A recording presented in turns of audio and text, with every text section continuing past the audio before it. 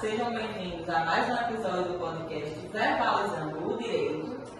E hoje a gente vai tratar acerca do tema inquérito judicial para apuração de falta grave.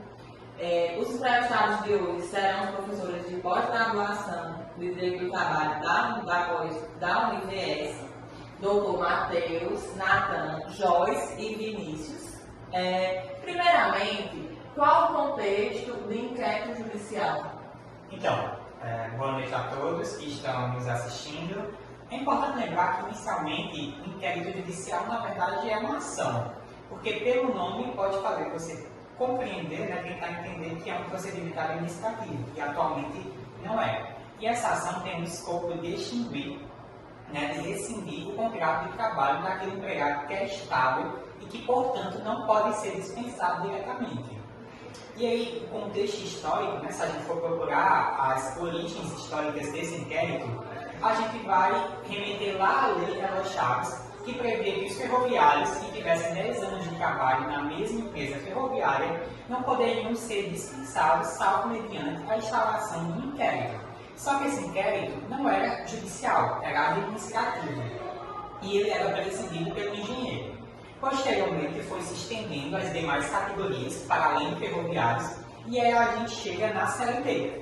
A CLT passou a prever esse inquérito, só que ele deixa de ser administrativo e passa a ser um inquérito judicial. É importante também mencionar que esse inquérito, ele é em relação ao empregado que tivesse 10 anos de trabalho para a empresa e não fosse aplicante do FGTS. Só que o que acontece? Com a promulgação da Constituição de 88, essa estabilidade decenal, ela deixou de existir, ela foi extinta. E aí poucas pessoas atualmente possuem essa estabilidade. E aí você pode estar se perguntando, depois que eu falei isso, como é que a estabilidade foi extinta e atualmente pessoas ainda possuem? Então, é porque quem possuía naquela época continua até os dias de hoje, por causa do instituto chamado Direito Adquirido. E, portanto, não podem ser dispensadas diretamente, salvo mediante a instalação de inquérito judicial para apurar essa falta grave. E como eu disse, esse inquérito tem natureza judicial e não tem mais administrativa, Essa natureza administrativa deixou de existir. É basicamente isso, das origens do inquérito judicial. E quais seriam algumas das características desse inquérito? Ele teria um prazo? Bom, reiterando o que o nosso colega Matheus disse, ele se trata de uma ação e não um procedimento administrativo. Logo, temos dois polos. O polo do requerido, que seria o empregado, e do requerente, que seria a empresa. Ela só pode ser feita de maneira escrita, não pode ser uma reclamação verbal. E tem prazo sim. Fica facultado ao empregador a suspender esse empregado. E daí da suspensão conta-se 30 dias para que seja ajuizada essa ação. E também o TST entende que é um prazo decadencial e não prescricional. E doutora Joyce, fala pra gente como é que funciona a aplicação desse inquérito.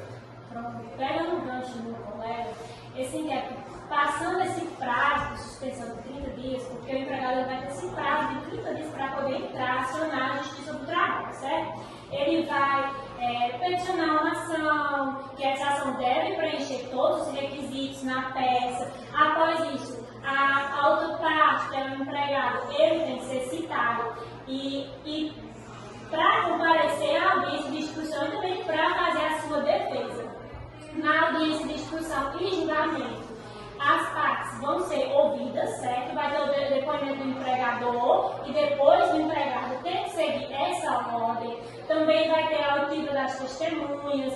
Se necessitar produzir alguma prova também na audiência, será produzida. E após essa audiência vai ter o prazo para que veja as alegações finais das partes, certo? E um ponto muito importante para a gente lembrar é que o ônus da prova, ele fica para o empregador, certo? E não para o empregado.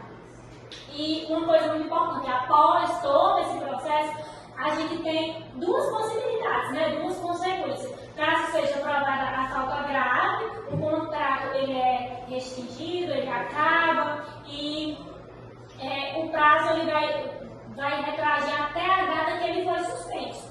Ou caso comprove que não houve essa falta, o empregado ele pode voltar a trabalhar, o contrato ele fica inalterado e ele vai receber pelo aquele valor que ele ficou, que aquele período que ele ficou suspenso. Praticamente é essa trajetória que se traça no inquérito.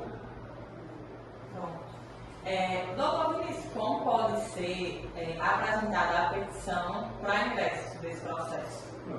Como o Matheus já anteriormente mencionou, é uma ação judicial que visa extinguir o contrato de trabalho do empregador com estabilidade.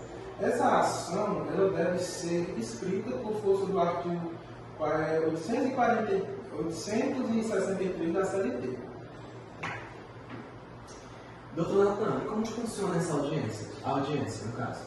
Bem, a audiência é o seguinte: se os dois polos da ação estiverem presentes, é tentar primeiro uma conciliação.